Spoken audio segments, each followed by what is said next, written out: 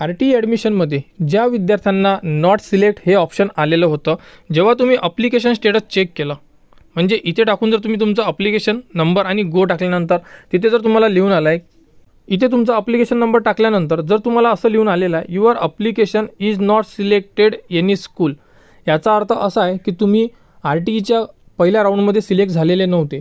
तरी आपण सांगितलं होतं की वेट करा, आपण बघू, जर व्हॅकन्सी असेल तर यावरती काही होऊ शकते. परंतु ज्यांचं नॉट सिलेक्टेड आहे त्यांचे आता काहीच चान्स नाही आहे आर टी ईमध्ये प्रवेश मिळण्याचे. कारण यामध्ये जे ॲडमिशन प्रोसेस बघितलेली आहे तर यामध्ये जे व्हॅकन्सी रिमेनिंग आहे त्या व्हॅकन्सी खूपच कमी आहे. आणि ऑलरेडी वेटिंगवाल्यांचे जे विद्यार्थी आहे, म्हणजे वेटिंग जे विद्यार्थी आहे ही 85,000 असल्यामुळे रिमेनिंग व्हॅकन्सी आहे अंदाजे 30,000 आणि ऑलरेडी सिलेक्टेड कॅन्डिडेट म्हणजे वेटिंग कॅन्डिडेट 85,000 आहे. त्यामुळे या 85मधूनच 30,000 कॅन्डिडेट घेतल्या जाणार. म्हणजे जे विद्यार्थी नॉट सिलेक्टमध्ये आहे त्यांचे नंबर लागणार नाही आहे, हे क्लिअर झालेलं आहे. त्यामुळे ज्यांनी स्टेटस चेक केलं आहे आणि त्यांना नॉट सिलेक्ट लिहून आलेलं असेल त्यांनी आपल्या पाल्याच्या ॲडमिशनचे कुठेतरी बोलून ठेवा स्कूलमध्ये, जेणेकरून आर टी प्रवेश प्रक्रिया संपल्यानंतर तुम्हाला प्रवेश मिळाला पाहिजे. कारण आतापर्यंत भरपूर पालकवर्ग वेट करत होते, परंतु आता वेट करून फायदा नाही आहे.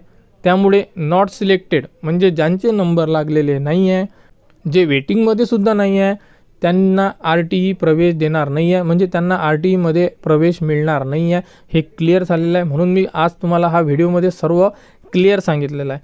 वेट करू नका, कारण ऑलरेडी 30,000 जागा आहे आणि 30,000 जागेमध्ये वेटिंगवालेच विद्यार्थी घेतले जाणार आहे, काहीच जागा उरणार नाही आहे.